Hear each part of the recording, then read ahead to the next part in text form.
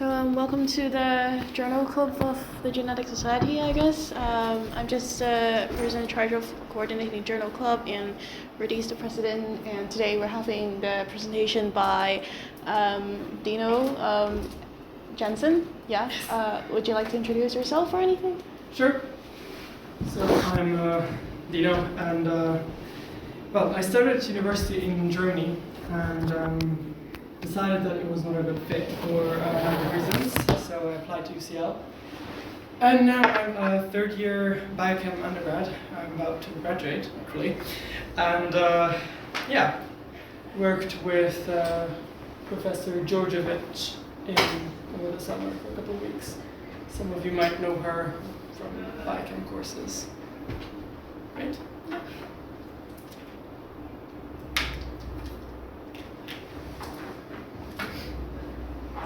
Okay.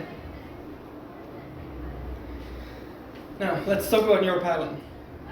Most of you probably haven't heard of that protein before, but that's mostly because we just don't know much about it yet. In vertebrates, we have two homologs, neuropilin 1 and 2. And while they do have some distinct functions, most of their roles overlap. So I will introduce the neuropilins generally and then point out in case there are any specific roles. Okay, there is no structure of the entire protein with all its domains, so I just put together a little sketch of the solved parts, and that looks like this. As we can see, it's a transmembrane protein, and we can divide the structure into three main parts: the ectopic domains, or extracellular parts, then the transmembrane part, and the intracellular tail, C-terminus. Well, the transmembrane helix is a very typical transmembrane domain, single helix, rather hydrophobic, which makes the whole protein soluble in membranes. And the cytoplasmic tail is a very short, 44 amino acids long, disordered polypeptide, and then it can bind proteins inside the cell which have a PDZ domain, and that plays a role in the endocytosis of this receptor, for example. But the most studied parts are the extracellular domains. So we have A1 and A2 in blue, which are very similar to each other and have a beta sandwich folder, and we have B1 and B2 domains, which are also similar to each other, and structurally resemble coagulation factors, so proteins that are involved in blood clotting. B1 has this binding pocket in green here that I'm going to come back to in a couple slides. And that whole thing is linked to a very long, flexible linker to the MUM domain, that's membrane proximal.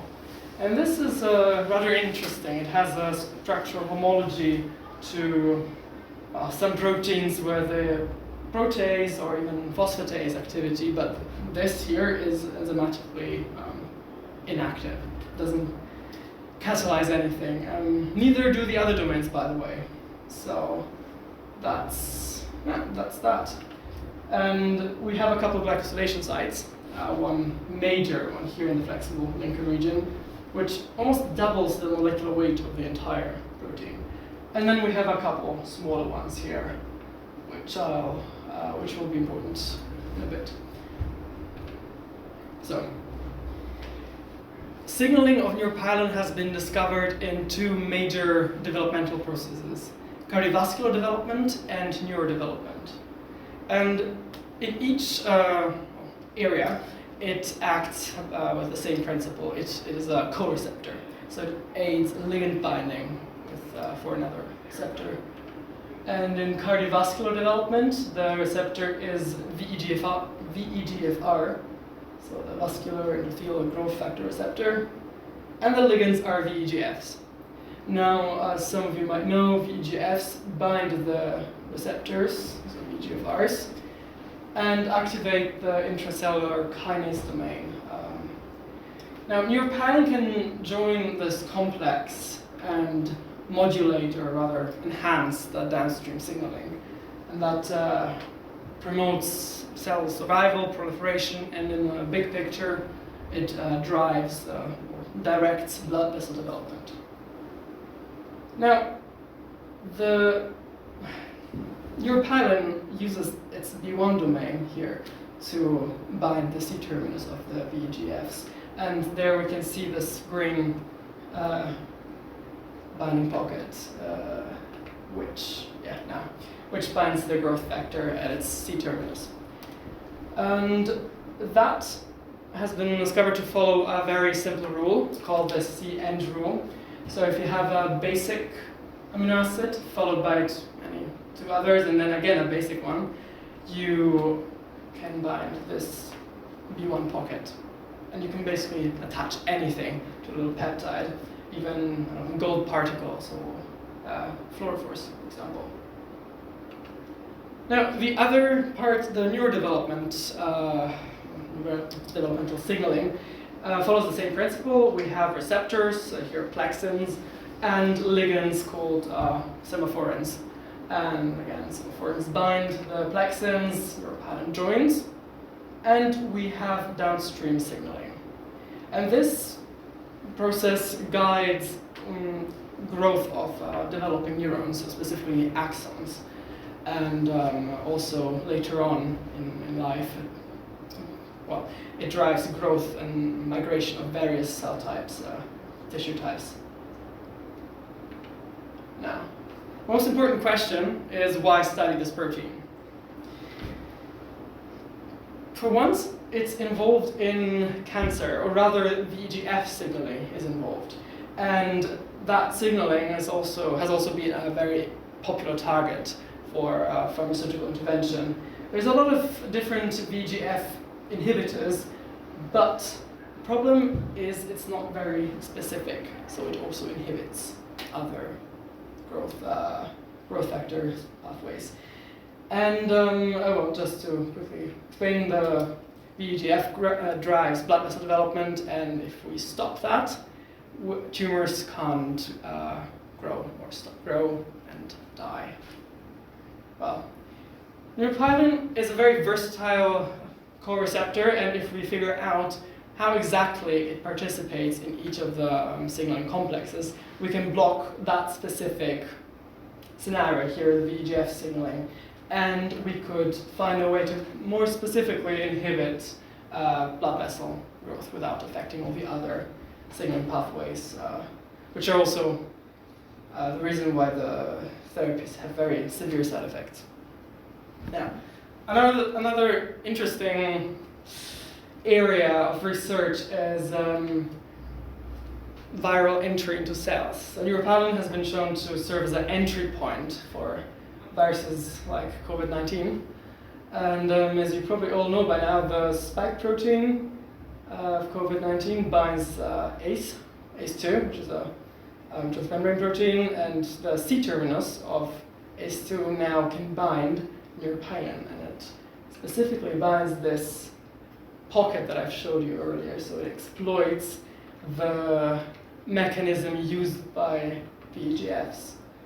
And that triggers the endocytosis, which then allows the virus to enter the cell and replicate.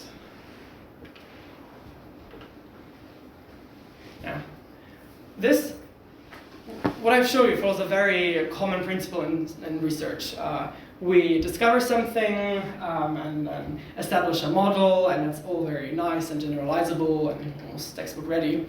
But then we keep poking, and it's not the end of the story. There seems to be much more going on than just these two pathways and the clear division between cardiovascular development and neurodevelopment. I've mentioned a couple more examples, but Neuropilins have so many different roles.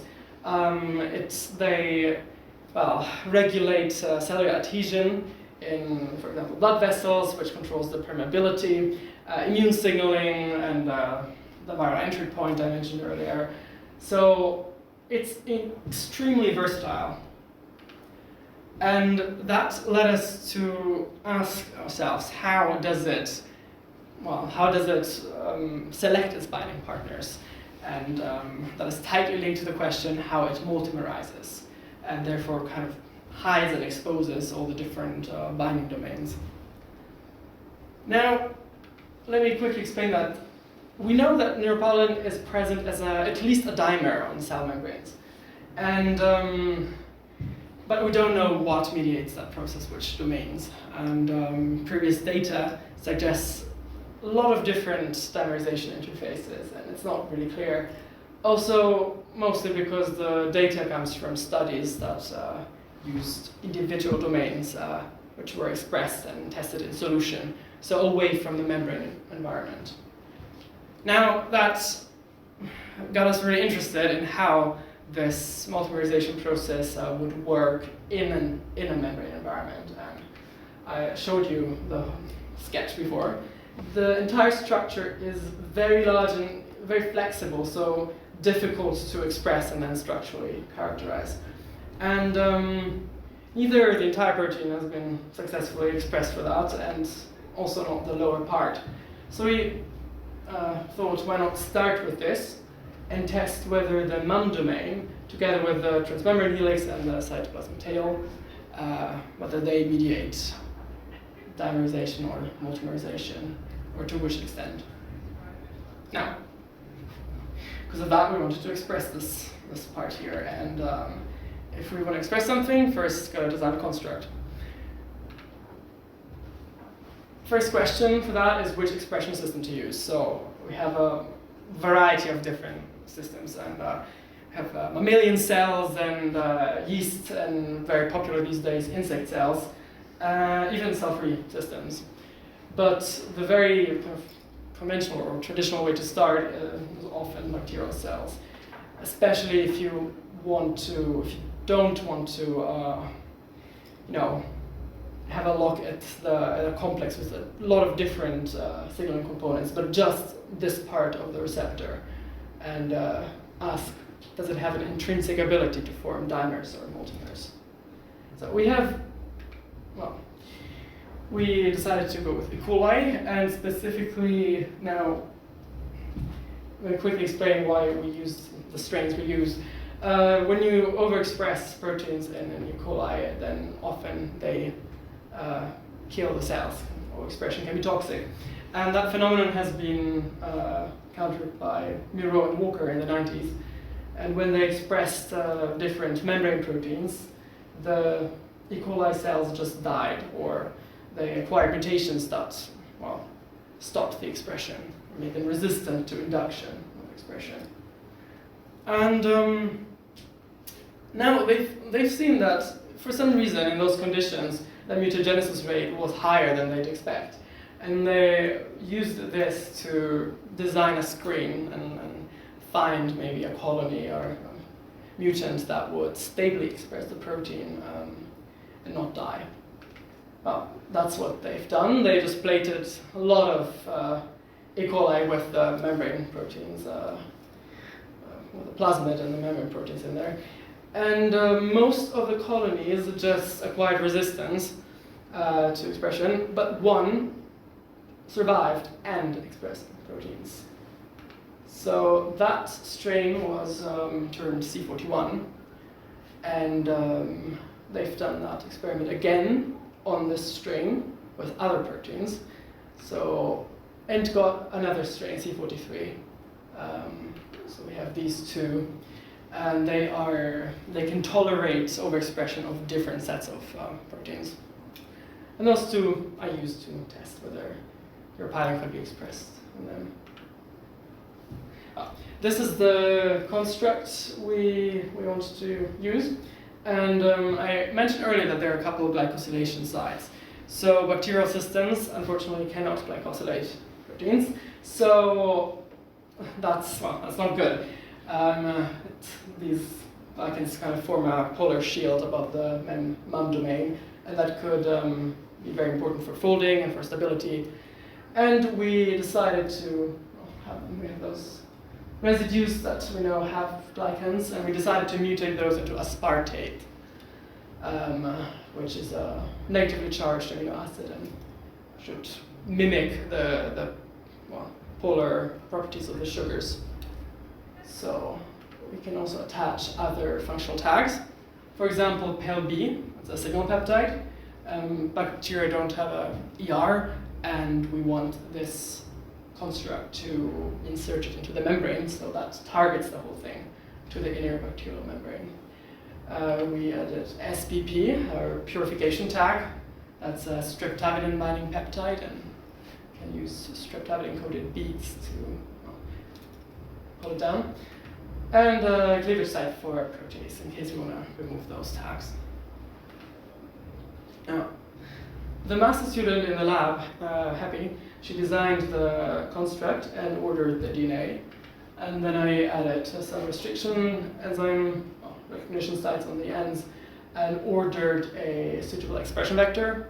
And as you all know, with restriction enzyme digest and ligation, we inserted the Neuropilin construct into the vector, ready to express. Now, once transformed into bacteria, we have to get the protein somehow out of the membrane.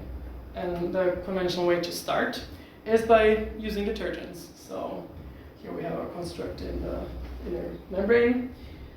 And we can add detergents while lysing the cells, so while tearing apart the membranes. And we can, of course, they have polar groups and hydrophobic tails. And the hydrophobic parts can cover the hydrophobic transmembrane helix and minimize the nonpolar surface exposed and solubilize the whole thing. So, and then purified. And I decided to go with two very commonly used detergents. One is a DDM, and the other one is called CHAPS. I started a first small expression trial, and I tried those 4 different conditions, so the 2 strains and the 2 detergents. And I'll quickly just summarize the workflow. So we take the construct and transform them into the strain, plate them overnight, and then inoculate one of the colonies into a expression culture. And that's why I said small trial. It's just 10 milliliters. They go up to half a liter or a liter. Then we add IPTG, which is the small molecule that induces expression, and then we can harvest the cells after a couple of hours with centrifugation and hopefully contain our protein in the membranes. Now we can add lysis buffer with the detergent, one of them, and the lysed cells can be all the insoluble parts removed with centrifugation again, and we can start the purification process. So we have the streptavidin beads, which are little plastic beads coated with streptavidin that binds our purification tag, and then when we spin it, the beads are quite heavy, so they just accumulate at the bottom of the tube. And if we wash it, we can just get rid of the unbound protein. So, yeah. Now, to get it off the streptavidin beads, we just use biotin, which binds streptavidin with much higher affinity than our purification tag, and then we hopefully have our Neuropilin construct. Cool. So I had 4 different conditions and ran 4 SDS page gels and stained them with MSci blue, just unspecifically staining for proteins. I know purification gels are quite a pain to look at, quite chaotic. So I'll just present one of the conditions and then point out the differences to the others. So this is the gel. It's even worse than. Sorry for the black lanes. It's I overloaded the wells a little bit. So on the left we have control, which means the cells were not induced and should not express our Neuropilin construct. And on the right, the induced samples. So let's have a look. There's the medium, which is clear, almost completely clear. And after lysis and solubilization, we have the insoluble parts loaded there, and the soluble parts, with the protein loaded here. then with purification lanes, unbound proteins, of course, things that have been bound to the supercapital leads, and the washes show whatever came down. So wash number 2 is, for example, almost empty. Everything else will just be very tightly bound to the beads.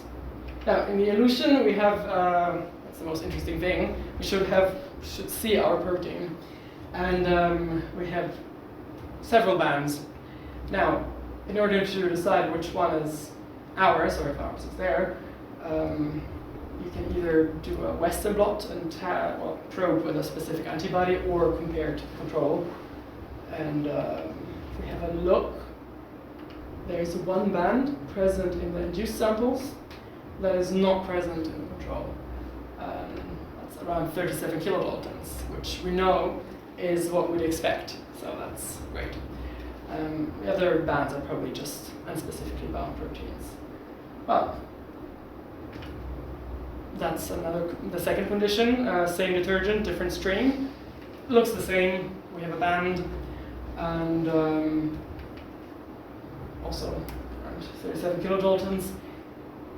Now, this is the different detergent, chaps. And we barely see, or don't really see anything here. So, unsure whether it's worked or not. We also see less protein here, so less we say unspecifically bound proteins. And that was similar with the other strain in chaps, and just, yeah, that's a little bit stronger here, but not as strong as with DDM. So, conclusions are that both E. coli strains worked well, and for expression and purification, and DDM seems to solubilize our protein more reliably. So, go with that. We had a small scale expression trial, and now we've done a larger scale one, and specifically to just optimize the solubilization conditions with DDM. Maybe get more yield or higher purity. I'll not go through this step by step again. Just the difference is that I added less IPTG and expressed for longer, so 22 hours instead of 4, at a lower temperature. That's to prevent membrane proteins from aggregating, or makes it less likely. And yeah, it's a 1 liter expression culture. Also, another difference is that harvested cells were not used to just lyse and solubilize. I extracted the membranes first. And that's because we have a lot of sample to work with from the 1 liter expression culture, and we can just store it and use it for other screens and experiments. So the membrane extraction did not use any detergents, just a French press. So just push the cells and everything through a very narrow opening, which homogenized them, tore apart membranes and DNA. And after removal of debris, you just use a very, very fast centrifugation to collect the membranes at the bottom from kind of a waxy pellet. Now, the DDM screen, it follows the same principle as the purification before, and I used the harvested membranes of the cells. So, I tried 4 different conditions, to 1% and 2%, and to temperatures, 4 degrees in room temperature, and loaded that on STS page gels again. So, this is the control, so uninduced cells, and we see a relatively clear elution, which is good. And here are the 2 different steps, and I just loaded 4 different conditions next to each other. So we have the elution again, and we have solubilized membranes. It's a bit different to before. That's the part after removing all the insoluble stuff. And yeah, we can see DDM solubilized quite a lot, and there's this enrichment around, which is about 34 kilodaltons. But the elution is a bit more ambiguous. we have this band here, which is around 37 kilodaltons, but we also have those smears, and which we haven't seen before, or not in the control. So it could be our protein, could be that it runs higher for some reason, different conditions, or it could just not be our protein. Can't say that from this data. And well, if it was, then maybe all the conditions had similar effect. Maybe the 2% DDM conditions solubilize a little bit more. Difficult to say. Yeah, that's right. So the conclusions are that we have strong bands in the solubilized membrane samples and elutions, but we have to confirm with specific antibodies in Western blot whether our protein is there. And the antibody just arrived very recently, so I haven't had time to do the experiment yet. It's a bit of a cliffhanger, but we'll see. And after that, what we want to do is study or structurally analyze it. And a good way to go forward are so-called nanodiscs, lipid nanodiscs. And those are basically just phospholipids, like we have them in a membrane, and a membrane scaffold protein that forms a belt around them. And we can insert membrane proteins in there and then form cry-M, for example. Now, we have our detergent solubilized protein here, after I've confirmed that. We can add the lipids, and again with detergents to solubilize them, and membrane scaffold protein, and then can slowly remove the detergent, for example, overnight, and use called biobeads, so it just binds the detergent very slowly. And then this whole thing is forced to assemble to that, or it's energetically more favorable to form this. And the important thing is that it can capture, or it can carry several neuropilin constructs. So if it forms multimers of any order, we would probably see it. That's not our data. Just as an example, here's a negative stain electron micrograph. So you just see those little dots, and those are the nanodiscs with a GABA receptor inside. And from that we can get very beautiful structures using cryo-electron microscopy. And we can get huge complexes with several protomers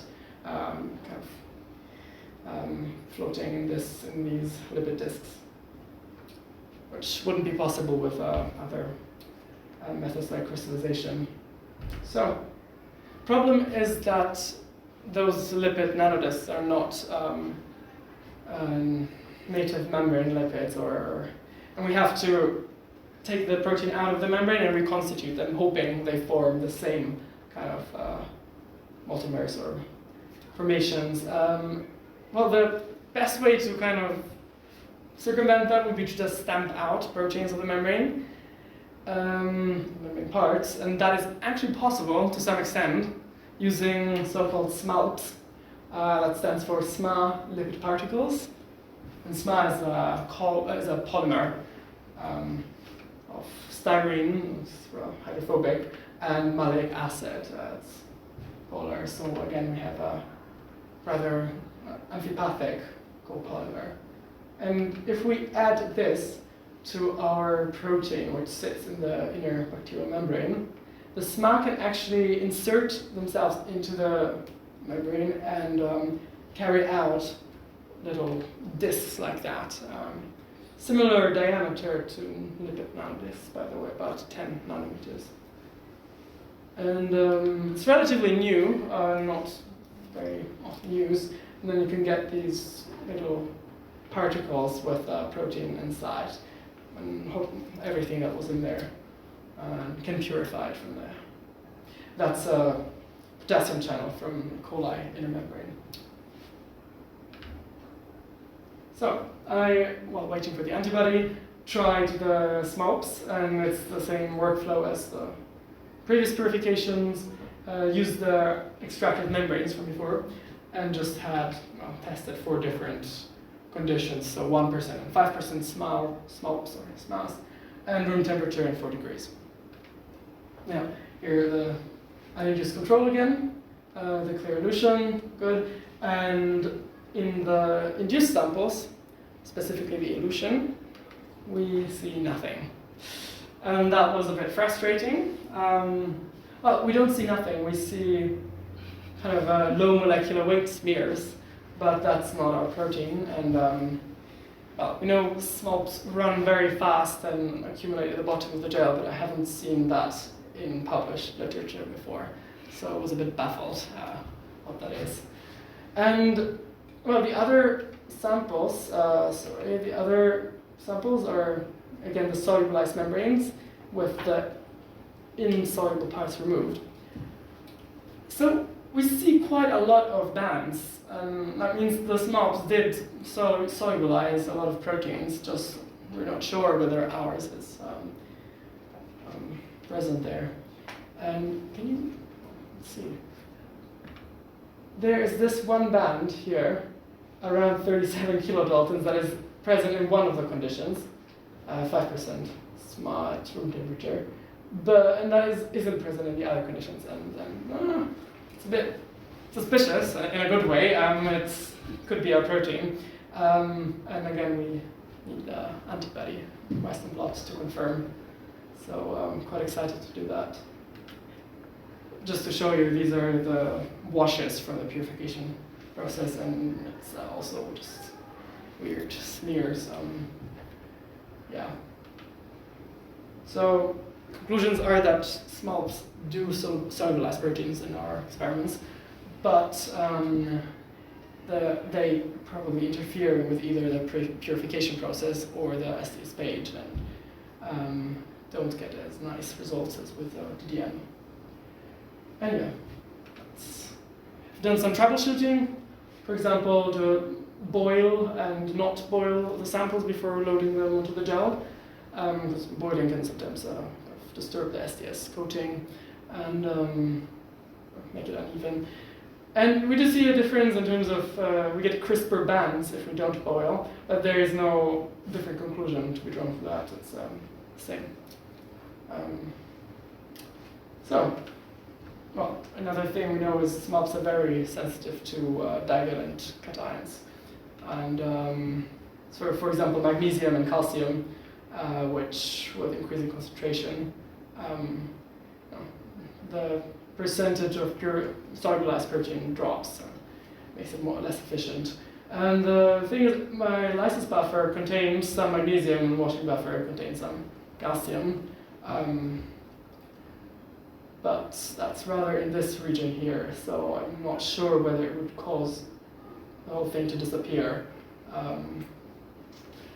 What is more likely, I think, is that the purification technique, the streptavidin purification, is not suitable for SMALPs, and we'd have to try again, for example, with his tag purification. That's also the only purification method that I've seen in any papers. But again, everyone talks about this and says, don't use streptavidin. So we didn't know. Yeah, that's it. And the next steps are, again, the Western blot with the antibody. Then we'll know whether the larger expression trials were successful. And if they were, we constitute the detergent solubilized neuropilin into lipid nanodiscs. And then we can use negative stain cryo-EM, which is just a very high contrast cryo-EM coating the samples in heavy metals. And we can see whether there's how many neuropilins are in each disc. So we can maybe determine the oligomerization state, say it's dimers or tetramers, and whether it's homogeneous or it forms all different kinds of multimer states. If the SMAPs work, eventually, that would be amazing. Can again do negative stain cryo-EM to answer the same question. And try the same thing in human cell lines, because of course, E. coli membranes are not very native, and well, we can use hex cells to express the same construct, or T cells, which natively express quite high levels of neuropilin, and maybe even try that with the full-length protein.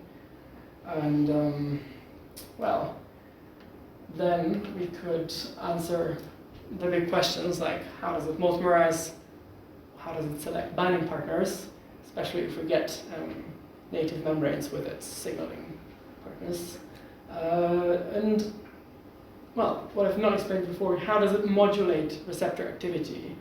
So that's a bit, well, it's still unknown. It's probably either avidity or allostery, so either it just helps a receptor to bind its ligand by binding to the receptor, and then it has two binding sites, and it has a higher dwell time, so just stays there longer, and therefore modulates downstream signaling. Or it binds the receptor and induces some kind of conformational change, which then affects the intracellular kinase domain, for example. We don't know. And that also will allow us to design therapies, for example, different cancers and even antiviral targets. So, yeah, that's it. Well, of course, I'd like to acknowledge my supervisor, Snezhana, and some other people in the lab, Happy, who designed the construct, and Kushbu and Vlad, who were always there to answer any questions. That's it. Thanks for listening. And please, if you have any questions, I think I have a couple of questions. I think the first one I just answered right now, and that is if it's known if neuropilin binds to the VEGFR or other receptors prior to ligand binding, does it happen afterwards? No, it's not even completely solved yet how the VEGF VEGFR interaction works. There was the old model that the dimer of VEGF brings together two receptors, and the dimerization process brings together the intracellular kinase domains, which then cross-phosphorylate each other and then create binding sites, activate downstream signaling. But VEGFRs have been shown to mostly exist as dimers already without VEGF, so whether neuropilin is bound to that is not known. Interesting. I didn't know that about the position. And the second question is, you mentioned that neuropilin binding to the COVID protein allows it to be endocytosed. Mm-hmm. So does that mean that neuropilin just enhances endocytosis, or does it allow it? Also don't know, I suppose. Also don't know. Yeah. But that's actually going to be the topic of my dissertation review project. There's a lot of, and again, a lot of separate studies that have partially conflicting data, and neuropilin alone cannot really internalize, but it triggers internalization, endocytosis of various different receptors and proteins in the membranes. ACE2 is just one of them. VEGFR is also internalized with neuropilin. Plexins, also integrins as well. It's a whole, yeah. And you also mentioned the glycosylation might help with the folding. Mm-hmm. Is it known if it has some other roles in the signaling or just structural? Yes. Again, we don't know.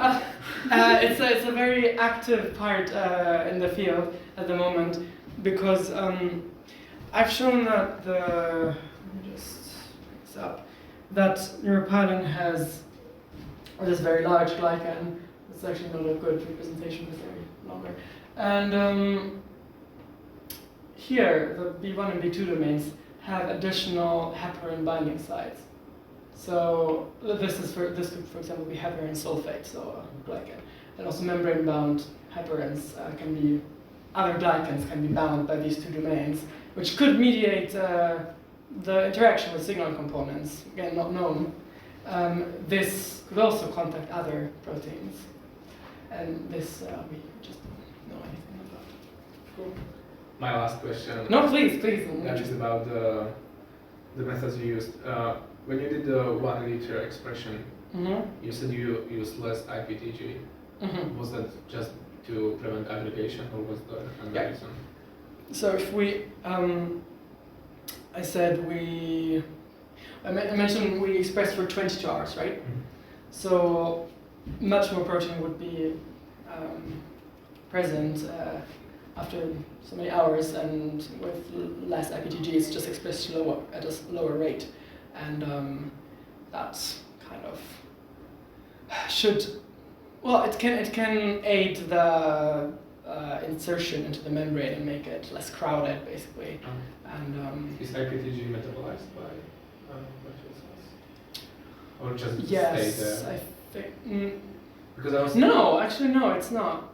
I don't think it just it stays is. there throughout the whole. Yeah, I looked it up. I'm not 100% sure, but Because I was just thinking maybe if you added too little IPTG, the expression just didn't happen. Yeah, that could be one thing. That could be. Yep. Cool. Thanks. Yes.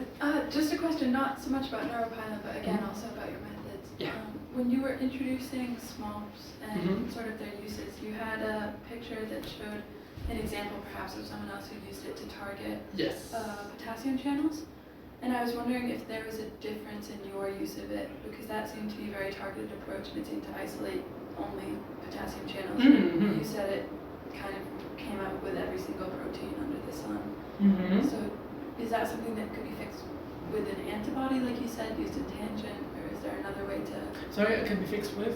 An antibody or something to make it bind more specifically, or what can you do to make the SMOPs have a more targeted approach?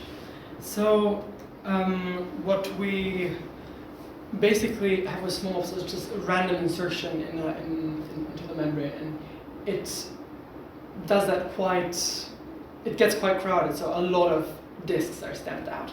And then we have all those discs, and we use a purification to tag down the ones that have our protein of interest. And it's difficult to target SMOPs directly to a specific location on the membrane. We rather purify, solubilize everything and then extract what we want from that. I don't know whether that's possible. Actually, there are SMOPs are one of many copolymers that can be used for this. There are others that, for example, have less charge or just uncharged and just polar and hydrophobic, and that can solubilize maybe a different set of proteins. So that could be trialed. But with we only have one transmembrane helix, so we wouldn't expect too many problems with that part. Well, you never know. And can you also control the size of the SMOPs, and how is that done? Just by cutting down the chain or something? So that's done when you synthesize the thing, and you basically control the polymerization along. And the length also decides the diameter of the... Did you consider that then, if you were just trying to target maybe a smaller, obviously, neuropilin? Actually, I think one problem is, realized much later, that I might have used too much of SMOPs. And that, again, created a very crowded environment of all different kinds of molecules, and made this process of stamping out discs very inefficient. I gave this talk last week for some membrane protein people, and they were one person worked with SMOPs, and he was telling me that they used much less. Although again, it's not specified in online protocols. It's a kind of an insider thing. So did I answer your question? I did. I went over. Anyone else? I just want to look at the experiment photos. So you said There's like one with like a large band in the middle, but then you said there were like no results on your like actual The elution small. names. Was that this one? Oh, I think it's the one with the boiled stuff. Oh, sorry. Not this one. The other two. Those two. Yeah. So. Sorry.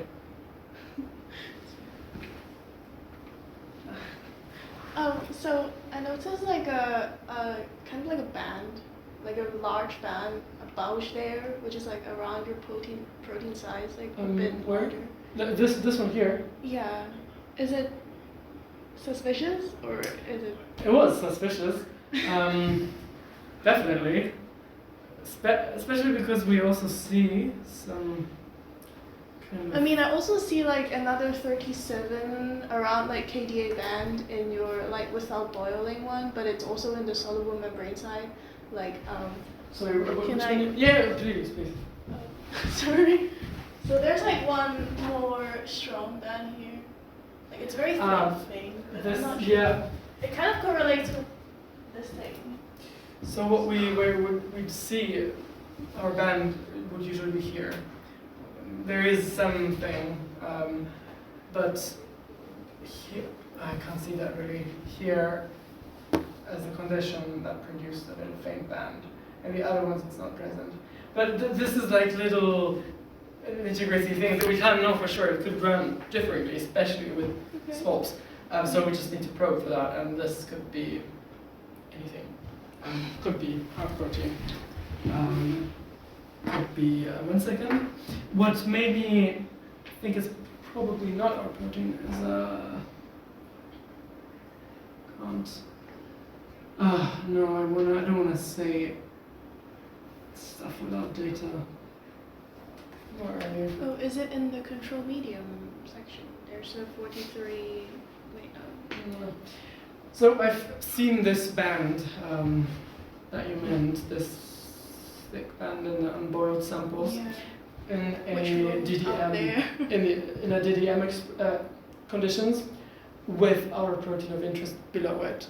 So Okay. that's what made me think it's probably not that. But again, it could be. It could just be run higher and just the purification part maybe doesn't work. So we'll see about this soon. No, thanks. Yeah. Good point. And also I see like a consistent, a few consistent bands in all the elution profiles except for this one that's boiled. What are those proteins that are consistently eluted alongside? In elution? Like the previous gels, there are like 1 or 2 bands that are around 90. Yeah, that one, like the one next to. Yeah, there's like a 95 band in the elution. Close. I mean, these two, like I see it in Oh, multiple okay. photos. Yeah. so Yes. And there also. That could. I'm not sure what protein exactly that is. It seems to be binding either the beads, which are kind of plastic material, plastic polymers, or the streptavidin with some affinity. Where is it? I'm not sure if I heard it correctly, but you said the whole neuropilin can polymerize. So is it possible that that's a polymer of your? So I'm not sure. These gels are. I should have said. Definitely should have said that. They're denaturing gels, denaturing conditions. So we use SDS and right. usually boil, which should dissociate those things. But yeah, that's could be. I mean the size doesn't really match up either because that's like 34, unless it's a trimer. Yeah. Yeah, it doesn't matter. But we have it in the uninduced control. Yeah, I mean I noticed it in several other photos as well, so I'm not sure what that is. I don't know. Yeah, that's about all the questions. Sorry, can I ask? Yep.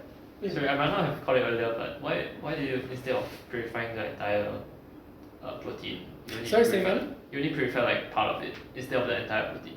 Like Yeah. The A1, B1. Yeah, A2B. that's a good question. It's the entire protein is incredibly flexible. It has very long linkers between the domains, which makes it, well, if you want to purify it, usually just clumps up. And it's the past decades hasn't been purified before successfully.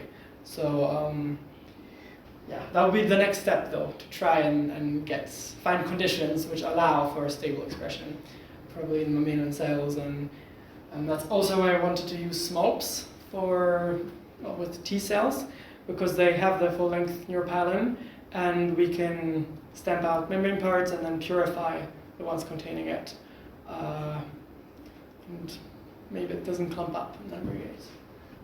Has there been literature that says that the 4 other domains are like important in the dimerization process? Yes, there's a lot of, so most of the data comes from 2 kinds of studies.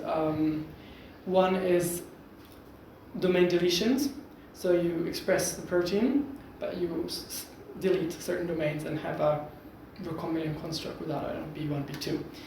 But those were very popular around the 2000s, and the problem is that a couple of years later it's been seen that it's not very valid to do that, because when you delete domains in the middle of the protein, it can affect entire folding. It can, unsure what to think of these results. And the other part is using IPs, so immunoprecipitations. You tag a protein, or maybe just one domain, with some kind of purification tag, and then express it.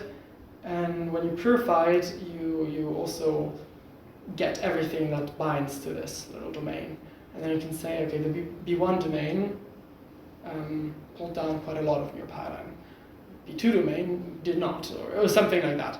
And there were a lot of conflicting statements made based on these methods, but it doesn't tell us, it's not proven, it's just suggestive data and nothing in membrane context. So, well, sorry, Yeah. did I answer your question? I again went. Yeah, all over the place. somewhat, yeah. Because I was just concerned that like even if you purify like this bottom Oh, part of the yes. domain, like it's not very representative of like No. entire. So that's true. What this answers is whether those 3 domains can mediate dimerization or multimerization, and to what extent. So can mum domain itself do it? We don't know. In solution, it does not multimerize, which is weird, because homologs do.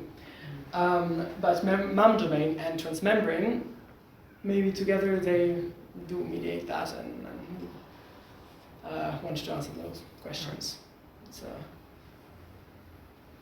yeah. Thank you. Of course. Also, just quickly, the problem if we want to go beyond mum domain is that then we have to include the flexible linker to B2 and B1, and so, which hasn't been successful before.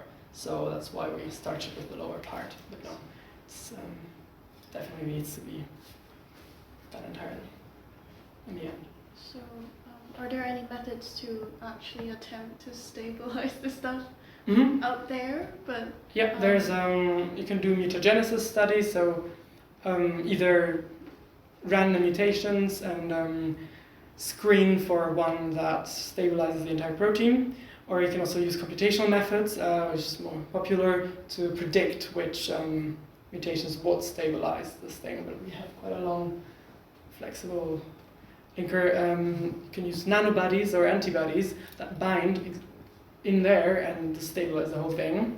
That's also how, for example, the ectopic domains have been crystallized before. So this is one structure from crystallization process, and most of the ones crystallizing this, use an antibody that binds there and stabilize it, but you have to use one that's here, kind of, or just try, whatever works. Yeah, and it wouldn't tell us a lot about the actual native conformation, of course. So the other interacting proteins with neuropilin also doesn't bind to the MAP domain, right? It binds somewhere. We don't know. Oh. That's I mean, if you have like the interacting proteins and you know them, and they Yes. somehow bind to then you can just get the antibody. So let me have a look quickly. For example, with semaphorins. This is okay. That's maybe I could have mentioned. For semaphorins, neuropilin uses A1 and A2 domains, not the B1. Oh, yeah. It has a lot of different binding sites, and it's not known whether the MUM domain also makes contact with the receptor. Mm-hmm. Also with VEGFR. I don't have the structures and don't have any Because French like, data. if they somehow like interact, then it can like stabilize the Yep. whole thing. Yeah, that's definitely possible. Yeah, it's a shame. Like I mean, that's literally the term, like the referral domain. So Yeah, could also be that this is responsible for the allosteric effects on the kinase. Okay. These are not kinase domains, sorry.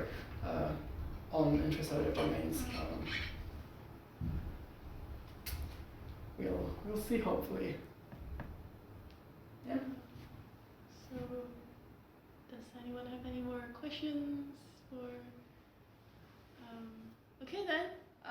I guess we're all finished here. So thank you for your presentation.